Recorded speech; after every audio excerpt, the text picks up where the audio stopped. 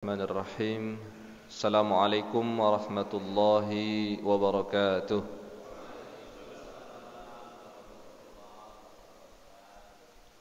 Alhamdulillahilladzi hadana lihadza wa ma kunna linahtadiya laula an hadanallah. Ashhadu an la ilaha illallah wa ashhadu anna Muhammadan abduhu wa rasuluh la nabiyya ba'dah.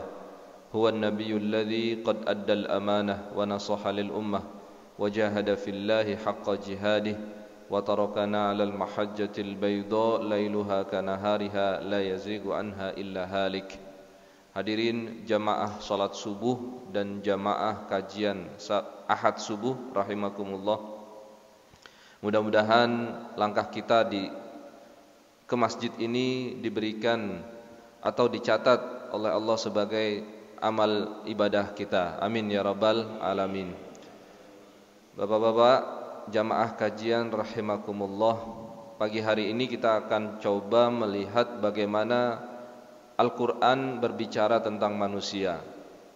Seperti kita ketahui bahwa di dalam surat Al-Baqarah ayat 21 Allah subhanahu wa ta'ala berfirman, A'udzubillahi minasyaitonirrajim, Ya ayyuhan nasu u'budu rabbakumul ladzi khalaqakum walladzina min qablikum la'allakum tattaqun. Hai manusia, sembahlah Tuhanmu yang telah menciptakanmu dan orang-orang sebelummu agar kamu bertakwa. Ayat ini ada dua kata kunci yang akan kita bahas. Yang pertama adalah manusia.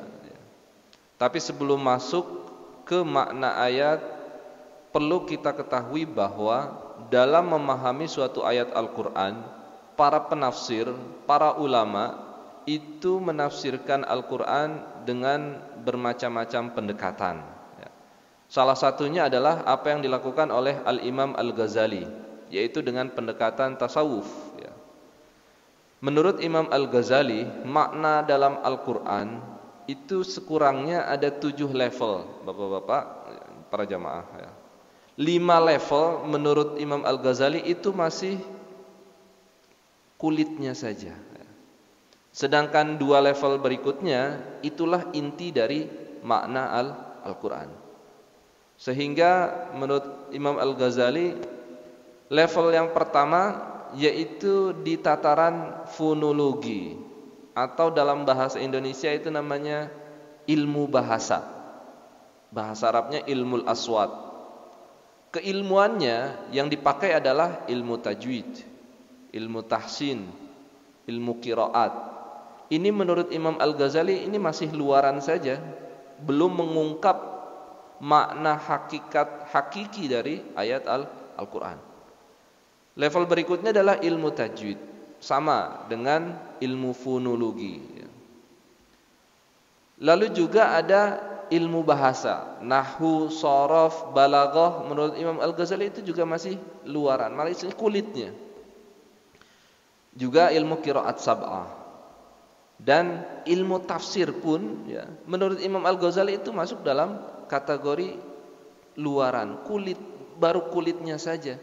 Kita belum menemukan hakikat inti dari makna Al-Quran. Nah, baru di level ke-6 itulah yang kemudian oleh Imam Al-Ghazali dinamakan lubbun, inti dari makna Al-Quran, yaitu yang keilmuan yang digunakan adalah namanya ilmu takwil. Memang antara nomor 5 dengan nomor 6 itu perbedaannya sangat tipis. Seperti kita ketahui bahwa tafsir adalah memahami ayat Al-Quran tetapi dengan pemahaman yang tersurat. Sedangkan takwil itu adalah memahami ayat Al-Quran dengan makna yang tersirat.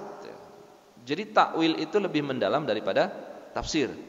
Di dalam surat Ali Imran sendiri kita dapatkan kata takwil itu di dalam surat Ali Imran ayat 6. Huwallazi anzala 'alaikal kitaba minhu ayatun muhkamat hunna ummul kitab wa ukhra mutasyabihat. Fa ammal ladzina fi qulubihim zayghun fayattabi'una ma tashabaha minhu ibtigha'al fitnati wa ibtigha'a ta'wilih. Itu kata takwil ada di surat Ali Imran ayat 6. Namun tidak semua orang itu bisa menggunakan takwil. Kalau tafsir mungkin sudah banyak para penafsir. Takwil ini biasanya digunakan yang pertama untuk memahami ayat-ayat yang terputus di awal surat. Contohnya alif lam mim. Itu tidak bisa ditafsirkan. Tetapi ada yang mencoba mentakwilkan. Misalnya mentakwilkannya dengan alifnya itu adalah sifat Allah akbar, lamnya adalah latif, mimnya dan sebagainya. Tetapi itu bukan tafsir, itu masuk dalam kategori takwil. Jadi huruf-huruf terpisah di awal surat itu masuk dengan kategori takwil. Yang berikutnya adalah ayat-ayat yang membahas tentang sifat-sifat Allah atau zat Allah. Di dalam Al-Quran kita banyak temukan ya. Misalnya ayat tentang Ar-Rahmanu 'alal arsyis tawa. Kata istawa itu tidak bisa ditafsirkan, tetapi memungkinkan untuk ditakwilkan ya. Karena ini berkaitan dengan zat Allah. Secara bahasa istawa mungkin artinya duduk bersemayam, tetapi belum tentu artinya itu duduk. Karena Allah itu berbeda tentu bersemayamnya, duduknya Allah itu berbeda dengan para makhluknya. Maka kemudian yang menggunakan takwil ini diantaranya adalah para ahli teologi, ya, mutakallimin, ya.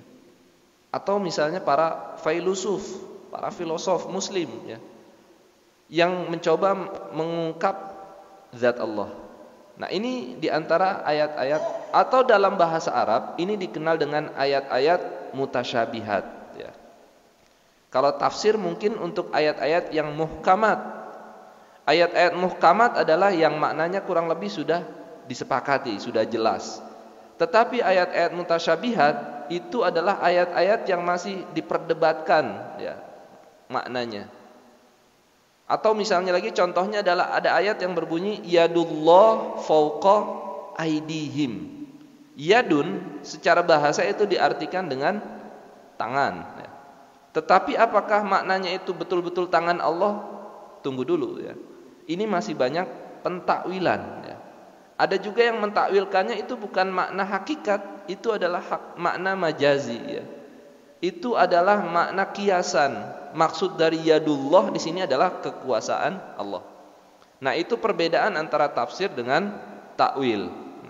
Nah, jadi pendekatan yang digunakan oleh Imam Al-Ghazali ini lebih kepada filosof, tasawuf, sehingga kemudian menurut Imam Al-Ghazali untuk level ke-6 itulah masuk dalam kategori lubbun, inti dari makna ayat Al-Quran. Nah yang terakhir menurut Imam Al-Ghazali namanya ilmu tauhid ya. Ilmu tauhid yaitu tentu kita semua faham bahwa menurut Imam Ibnu Taimiyah tauhid itu ada 3. Pertama tauhid uluhiyah, tauhid rububiyah, dan tauhid asma was sifat ya. Tetapi kalau kita mau runut lebih jauh lagi, sebetulnya Imam Ibnu Taimiyah hanya mengembangkan dari teologinya Abu Hasan al-Ash'ari atau teologi Asy'ariyah ya. Ahlus sunnah wal jamaah ya. Tetapi ketika itu dalam teologi Asy'ariyah itu mungkin belum diklasifikasikan kepada 3 tauhid. Baru pada periode Ibnu Taimiyah lah tauhid itu diklasifikasikan menjadi 3. Nah jadi menurut Imam Al-Ghazali yang terpenting dalam memahami ayat Al-Quran itu adalah dengan takwil dan dengan ilmu tauhid.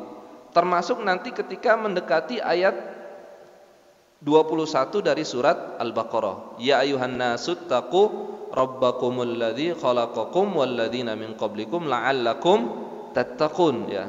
Manusia dengan beragam kompleksitas permasalahannya itu sebetulnya bisa menemukan solusinya ketika manusia itu menggunakan kesucian jiwanya dalam ketakwaannya. Nah, itu relevansinya atau itu adalah keterkaitannya dengan pemahaman yang didekati oleh seorang Imam Al-Ghazali.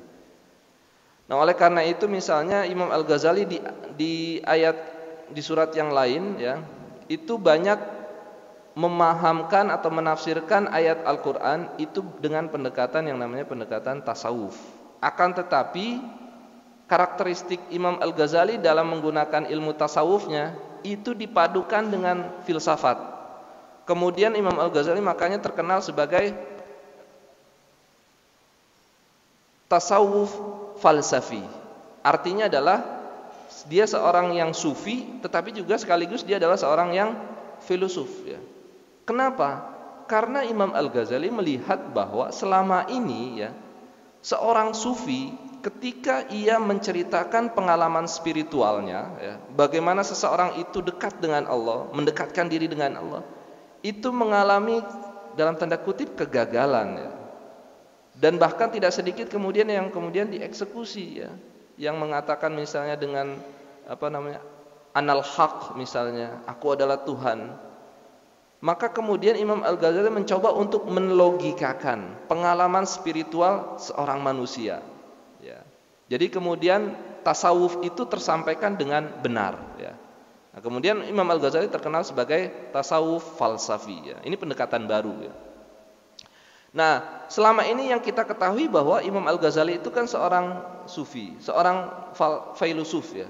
Akan tetapi ternyata Imam Al-Ghazali juga punya yang namanya tafsir, ya. Nama tafsirnya adalah Mishkatul Anwar. Ini karangan beliau dalam keilmuan tafsir, ya. Akan tetapi tidak seluruh surat dalam Al-Quran itu ditafsirkan oleh Imam Al-Ghazali. Contoh yang lain adalah tafsirnya Abdul Qadir Al-Jailani. Ini juga mungkin jarang kita mengetahui, oh ternyata Imam Jailani, Abdul Qadir Al-Jailani itu punya karya tafsir, ya. Tafsirnya itu dinamakan tafsir Al-Jailani. Nah, menurut saya kedua sufi ini, kedua ulama ini menurut saya itu adalah representasi dari tafsir tasawuf, ya. Walaupun nanti ada juga misalnya Imam Al-Qushairi. Imam Al-Qushairi juga punya tafsir namanya Tafsir Lataiful Isyarat, ya. Ada lagi Imam Mutawalli Asy-Sya'rawi, judul tafsirnya Jadi banyak, ya. Termasuk kalau dalam konteks kita di Indonesia itu ada juga tafsir yang dikarang oleh seorang Syekh Nawawi, ya. Syekh Nawawi itu mengarang satu kitab namanya Tafsir Marah Labid. Itu pun coraknya kental sekali dengan nuansa tasawufnya, ya. Nah, oleh karena itu ini salah satu contoh Bapak-bapak, ya, bagaimana para ulama dalam memahami ayat dan dalam memahamkan suatu ayat Al-Quran itu mendekati satu pendekatan. Di antaranya adalah pendekatan tasawuf. Apakah hanya pendekatan tasawuf saja? Tidak, ya. Nanti banyak pendekatan fikih, ada pendekatan bahasa, ada pendekatan sejarah. Kenapa banyak pendekatan-pendekatan dalam penafsiran? Karena sudah menjadi kemukjizatan Al-Quran. Al-Quran itu menurut para ulama diibaratkan seperti permata, ya, yang setiap sisinya itu memancarkan kilauan, ya. Maka tidak heran ketika seseorang ulama itu membaca Al-Quran dengan kacamata tasawuf, tentu kemukjizatan yang lahir dari Al-Quran itu adalah kemukjizatan dari sisi tasawufnya. Ketika Al-Quran itu dibaca dengan kacamata fikih, maka yang keluar kemukjizatannya tentu adalah kemukjizatan dari sisi fikihnya. Begitu juga yang bahasa, begitu juga yang sains, begitu juga dan yang lain sebagainya. Nah, oleh karena ini itu termasuk ayat-ayat yang berbicara tentang manusia. Ketika kita berbicara tentang manusia, tentu itu lebih tepat menggunakan pendekatannya adalah tasawuf. Walaupun misalnya nanti ada perbedaan. Kalau Imam Al-Ghazali itu cenderung lebih menganjurkan kepada para pengikutnya untuk menggunakan satu kendaraan. Makanya dikenal dengan ada tariqat, ya, dan ritual-ritual dengan segala. Akan tetapi ada pola yang kedua, yaitu yang digagas oleh seorang Syekhul Islam Ibnu Taimiyah, ya. Antara Imam Al-Ghazali dengan Ibnu Taimiyah itu tidak ada perbedaan yang saling bertentangan sesungguhnya. Hanya metodenya saja, hanya polanya saja yang berbeda. Kalau Ibnu Taimiyah itu ibarat kita akan pergi ke puncak, ya.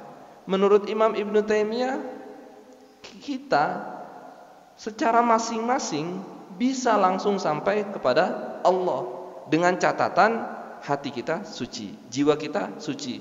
Maka kemudian Ibnu Taimiyah menggagas yang namanya tazkiyatun nafs ya. Jadi tanpa harus masuk mengikuti rombongan bis, kita pun sebetulnya bisa sampai ke puncak secara individual. Itu menurut Ibnu Taimiyah. Sedangkan Imam Ghazali tidak. Kalau kita mau sampai ke puncak, kalau kita mau sampai ke Allah ya, kita harus mengikuti ritual-ritual yang ada di dalam satu komunitas namanya tarikat ya. Maka kalau kita mau ke puncak ya kita harus naik bis. Kurang lebih ilustrasinya seperti itu ya. Apakah keduanya bertentangan? Sekali lagi tidak ya. Hanya metodenya saja yang berbeda. Nah, ini sekelumit tentang bagaimana ilmu tasawuf. Maka kemudian Imam Al-Ghazali terkenal dengan tasawuf falsafi, sedangkan Ibnu Taimiyah terkenal dengan neo-sufism ya. Tasawuf modernnya ya. Tetapi sekali lagi antara keduanya itu tidak ada pertentangan yang sangat tajam ya. Hanya metodenya saja yang berbeda. Nah, contohnya misalnya di dalam tafsir Jailani ada ayat Al-Qur'an yang berbunyi wa idz qala rabbuka lil malaikati inni ja'ilun fil ardi khalifah ya. Kemudian Imam Al-Jailani menafsirkan mulai dari idz qala rabbuka ay istahdara anta ya akmalar rusuli fadzakkir mimman tabi'aka waqta qawli rabbika lil malaikah alladhina hum mazahiru lutfihi wa majali jamalihi la yazharu alaihim atharun min atharil jalali wal qahr. Ibarat cermin menurut Imam Jailani ya. Seseorang tidak dapat melihat ya pantulan keindahan wajahnya ya, apabila cermin itu kotor, apabila cermin itu ada noda hitamnya. Sebaliknya, ketika seseorang itu bercermin pada suatu cermin dan cermin itu bersih dan cermin itu suci, maka seseorang akan melihat pantulan dari keindahan wajahnya, ketampanan wajahnya, kecantikan wajahnya. Demikian pula ketika seseorang ingin menyaksikan, mendapatkan kebesaran, keindahan, keagungan Allah Subhanahu wa taala pada makhluknya, maka tidak ada cara lain kecuali ia harus mensucikan hatinya, mensucikan jiwanya. Nah, ini contoh bagaimana penafsiran itu menggunakan pendekatan tasawuf ya. Bagaimana penafsiran itu adalah dengan cara mensucikan jiwa. Maka menurut para penafsir tasawuf ini menjadi syarat bagi seseorang yang ingin memahami Al-Quran, yang ingin menafsirkan Al-Quran, hatinya harus suci dulu ya. Niatnya itu harus lillahi ta'ala. Nah, oleh karena itu di penafsiran itu sebetulnya adalah bahwa manusia diciptakan menurut gambaran Tuhannya ya. Nah, ini yang tadi saya sampaikan bahwa ada manifestasi ya, tajalli, bentuk kekuasaan Allah yang tergambar ya. Tetapi gambaran itu tidak mungkin kita cerna, tidak mungkin kita tangkap ya, kalau hati kita tidak suci ya. Itu makna dari kata tazkiyatun nafs ya. Dan itu contoh dari tafsirnya Jailani, Imam Al-Jailani. Sama serupa dengan tafsirannya Imam Abdul Qadir Al-Jailani. Dalam tafsirannya Imam Al-Ghazali pun demikian. Tetapi Imam Al-Ghazali menafsirkan karena hanya terbatas di beberapa surat saja. Misalnya Imam Al-Ghazali menafsirkan surat An-Nur ayat 35. Allahu nurus samawati wal ard mathalu nurihi kamishkatin fiha misbah ila akhiril ayah ya. Qauluhu ta'ala Allahu nurus samawati wal ard wa ma'na tamthilihi dzalika bil mishkat waz zujajah wal misbah waz zait. Nah, kita akan lihat bagaimana kemudian ya Allah itu menurut Imam Al-Ghazali tentang surah An-Nur ayat 35 itu adalah bentuk metafor, itu adalah bentuk tamsil, itu adalah bentuk permisalan bahwa Allah itu sebagai manifestasi Asmaul Husna dan sifatnya yang agung. Mathalu nurihi, dialah yang telah menunjukkan eksistensi langit dan bumi, juga eksistensi Sang Pencipta. Jadi ini ayatnya Allahu nurus samawati wal ard. Nurus samawati itu ditafsirkan oleh Imam Al-Ghazali dengan pemberi cahaya langit dan bumi, ya. Mathalu nurihi, pancaran cahayanya bersumber dari eksistensinya. Seperti lubang di dinding rumah yang tidak tembus ke sebelahnya. Jadi banyak sekali permisalan-permisalan yang digunakan oleh Imam Al-Ghazali dalam menjelaskan tentang eksistensi Tuhan, eksistensi Allah Subhanahu wa ta'ala. Ila akhiril ayat, termasuk nanti ada sifat keadilan Allah, ya. Sifat keadilan Allah itu di dalam ayat ini pada kata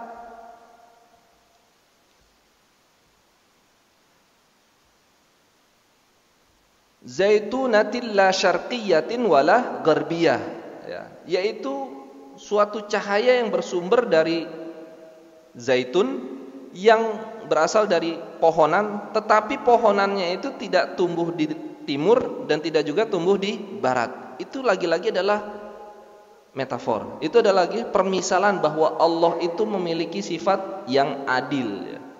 Termasuk nanti ketika ada pertanyaan, kalau memang Allah itu adil, ya, kenapa ada di antara manusia itu yang jahat? Kenapa ada di antara manusia itu yang miskin? Kenapa ada yang hina dan lain sebagainya, ya. Itu kemudian yang menjadi kritikan habis orang-orang Mu'tazilah. Tolong buktikan bahwa Allah itu maha adil, ya. Buktinya seperti ini. Nah, ini yang coba dijawab oleh Imam Al-Ghazali. Dan perlu kita ketahui bahwa Imam Al-Ghazali pun dalam hal teologi, Imam Al-Ghazali adalah seorang ahlus sunnah wal jamaah, ya.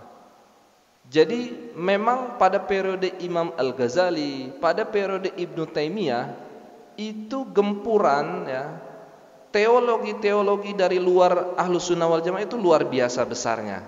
Maka kemudian mereka ini Al-Ghazali dan Ibnu Taimiyah mencoba membentengi, ya, akidah ahlus sunnah wal jamaah agar tidak dimasuki oleh pemikiran-pemikiran Mu'tazilah, tidak dimasuki oleh pemikiran-pemikiran Syiah, tidak dimasuki oleh pemikiran-pemikiran Batiniyah yang pada saat itu sudah sangat luar biasa sekali. Nah, oleh karena itu menurut saya ini sangat-sangat berjasa luar biasa Imam Al-Ghazali dan Ibnu Taimiyah dalam memperkokoh, dalam mempertahan soliditas akidah Ahlus Sunnah wal Jamaah. Yang digunakan oleh Imam Al-Ghazali adalah dengan filsafat. Yang digunakan oleh Imam Al-Ghazali dengan ilmu teologinya. Kenapa? Karena yang bisa menjawab itu semua ya dengan kedua ilmu itu. Nah, oleh karena itu kembali ke corak penafsiran tasawuf, menurut saya ini bisa kita temukan pada dua tokoh itu, yaitu Imam Al-Ghazali dan Imam Ibnu Taimiyah dan Imam Abdul Qadir Al-Jailani. Banyak logika-logika Yunani, filsafat Yunani yang diadopsi oleh Imam Al-Ghazali dalam pemikiran keagamaannya. Misalnya di surat An-Nur ayat 35 tadi, ya. An-Nur yang artinya cahaya, Al-Mazhar atau Az-Zahir Al-Mazhar, petunjuk, itu bisa didapati atau sama dengan An-Nur, cahaya. Ini kita berbicara tentang logika sederhana, ya. Ar-Ruh Al-Basirah atau jiwa yang cerdas sama dengan Az-Zahir Al-Muzhir, ya, petunjuk. Maka, ya, jadi petunjuk sama dengan cahaya, jiwa yang cerdas sama dengan petunjuk. Maka, ya, kurang lebih, maka cahaya adalah jiwa yang cerdas. Ini bagaimana Imam Al-Ghazali menggunakan logika dalam metafor, ya, dalam tamsilnya, ya. Petunjuk sama dengan cahaya, jiwa yang cerdas sama dengan petunjuk, maka jiwa yang cerdas sama dengan cahaya. Kurang lebih seperti itu, ya. Karena teksnya itu kan berbunyi, yang berbunyi itu kan cahaya, ya. Itu kan tidak ada jiwa yang cerdas, itu tidak ada petunjuk. Tetapi kemudian Imam Al-Ghazali bagaimana menafsirkan cahaya itu menjadi jiwa yang cerdas, ini kira-kira menggunakan logika Yunani. Nah, kemudian melanjutkan ke surat Al-Baqarah ayat 21 tadi ya. Ayat yang 21 itu kan berbunyi ya ayuhan nasu ubudu rabbakumul ladzi khalaqakum walladzina min qablikum la'allakum tattaqun. Maka sesungguhnya manusia itu Allah Subhanahu wa taala klasifikasikan menjadi 3. Ada yang mukmin, orang beriman, ada yang kafir, orang kafir, dan ada yang munafik, yaitu orang-orang munafik. Tentu konsekuensi yang didapatkan adalah orang yang mukmin tentu dia akan mendapat hidayah dan keberkahan dalam kehidupannya ya. Sebaliknya orang-orang kafir dan orang munafik hatinya akan keras dan sakit dan mereka juga akan mendapat azab ya. Nah, pelajaran berharga di sini adalah, pertanyaan besarnya di sini adalah di manakah kita berada? Apakah masuk dalam kelompok yang pertama, orang-orang beriman, atau justru kita yang kedua atau ketiga? Mudah-mudahan kita berdoa, mudah-mudahan seluruh yang hadir di sini dan keluarga kita itu masuk dalam kategori kelompok yang pertama, yaitu orang-orang yang beriman. Amin ya rabbal alamin. Oleh karena itu, di ayat ini juga itu sebetulnya Allah kembali mengajak manusia agar kembali memperhatikan urgensi ibadah dalam rangka ketaatan yang berasal dari hati yang suci. Lagi-lagi kata kunci yang kedua adalah takwa ya. Jadi kata kunci yang pertama adalah manusia, kata kunci yang kedua adalah takwa. Bagaimana kemudian manusia sebagai makhluk yang diciptakan dari setetes air yang hina itu kemudian menjelma menjadi sebuah makhluk yang paripurna, yang sempurna, mempunyai akal, mempunyai fisik, mempunyai jiwa, raga dan lain sebagainya. Maka sudah menjadi kewajiban seorang manusia itu adalah untuk beribadah. Di sini di dalam surat Al-Baqarah dijelaskan, di dalam Al-Quran secara keseluruhan ada 2 penciptaan bapak-bapak para jamaah. Yang pertama adalah tentu penciptaan manusia pertama, yaitu Nabi Adam alaihissalam. Baru yang kedua adalah penciptaan anak cucunya atau yang dikenal dengan Bani Adam. Apakah sama? Tentu berbeda ya. Adam alaihissalam misalnya diciptakan dari sesuatu yang sebelumnya tidak ada ya.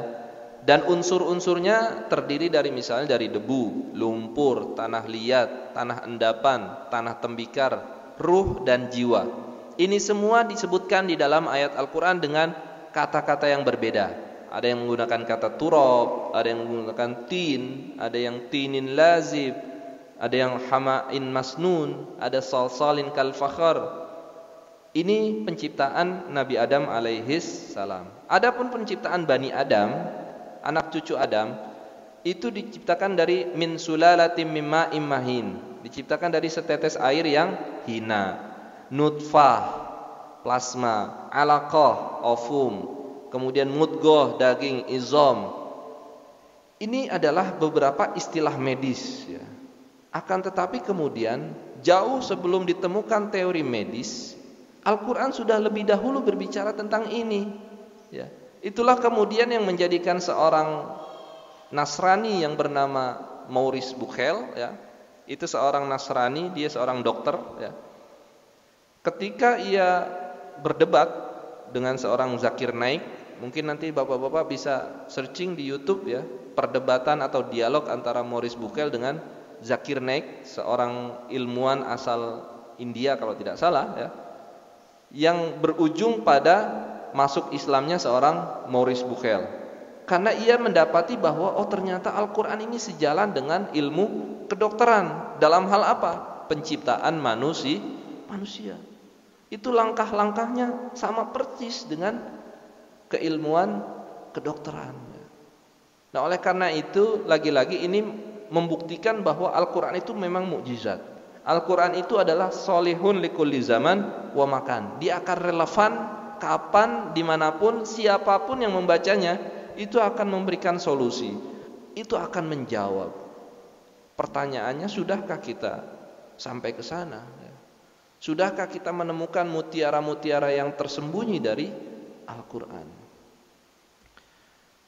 Nah, ini konfirmasi Maurice Bucaille terkait dengan bahwa dalam Al-Quran itu adalah keilmuannya itu relevan, itu sama persis dengan yang ada di dalam ilmu kedokteran.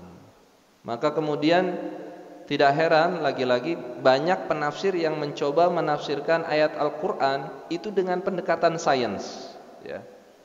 Di juz 30, Bapak-bapak, para jamaah sekalian, juz amma isinya itu adalah tentang sains, didominasi oleh sains. Jadi ayat Al-Quran itu sebetulnya ada dua.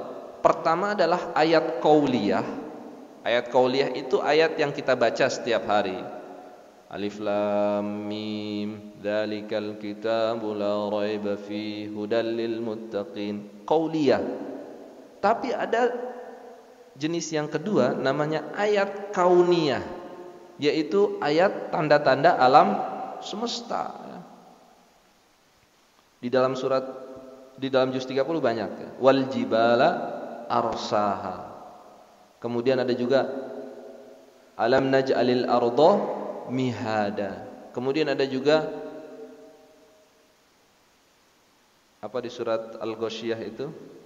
Afalam yanzuruna ilal ibili kaifa khuliqat wa ilas samai kaifa rufi'at wa ilal jibali kaifa nusibat wa ilal ardi kaifa sutihat. Itu ayat sains semua, Bapak-bapak. Nah, kalau tidak didekati dengan keilmuan sains, keilmuan modern, kita mungkin tidak tahu bahwa ternyata Al-Quran itu mengandung isyarat ilmiah. Nah, oleh karena itu pada kesempatan kali ini jadi berbicara tentang manusia, Al-Quran itu sebetulnya menggunakan dua pendekatan. Pertama pendekatan tasawuf, yaitu kesucian jiwa. Yang kedua adalah pendekatan sains, ya, yaitu bagaimana manusia itu pertama kali diciptakan. Bahan-bahan dasar dalam penciptaan manusia itu apa? Kemudian bagaimana ilmu kedokteran itu ternyata sejalan dengan yang namanya ilmu Al-Quran dan penafsiran. Nah, mungkin itu sebagai pendahuluan. Yang terakhir mungkin nanti di akhir dalam penciptaan manusia tentu Allah melengkapinya dengan jiwa, ya. Jadi manusia itu tidak hanya dari unsur jasmani saja, juga ada unsur rohaninya. Nanti ada jiwa, ruh lebih tepatnya, ya. Yang awal kali dimasukkan oleh Allah ke dalam diri manusia itu adalah ruh. Dan ruh sifatnya adalah suci, bersih. Permasalahannya adalah ketika ruh sudah masuk ke dalam diri manusia, itu terjadi yang oleh manusia sendiri, yang ada yang mensucikannya dan ada juga yang mengotorinya. Ini disinyalir dalam surat Asy-Syams, wa nafsi wa ma sawwaha, yaitu dan demi jiwa yang sudah diciptakan oleh Allah, fa alhamaha fujuraha wa taqwaha. Nanti jiwa itu ada yang bersih, suci, dan ada juga yang kotor. Fujuraha qad aflaha man zakkaha. Nah, orang-orang yang mensucikan itu tentu akan beruntung. Wa qad khaba man dassaha. Sebaliknya, orang yang mengotori itu akan merugi. Jadi pilihannya ada pada kita semua. Kita sudah dilengkapi dengan jasmani dan rohani, ya, dengan jiwa. Walaupun nanti jiwa terbagi lagi menjadi 3. Ada jiwa ammaratun bisu, ya, yang cenderung yang pertama adalah jiwa yang cenderung kepada keburukan. Ada juga jiwa yang ammaratun bisu, ya, jiwa lawamah, ya. Jadi ada 3 level jiwa. Yang pertama jiwa yang benci dengan keburukan, namanya nafsu lawamah.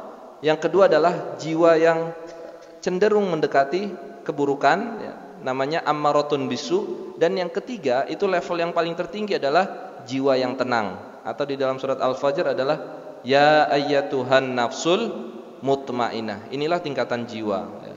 Maka pilihannya ada di kita, lagi-lagi ada di kita. Apakah kita di level jiwa nafsul lawamah atau nafsun ammaratun bisu atau nafsul mutmainah? Pilihannya lagi-lagi ada pada kita semua. Mungkin sebagai pendahuluan saya cukupkan di sini dulu. Terima kasih.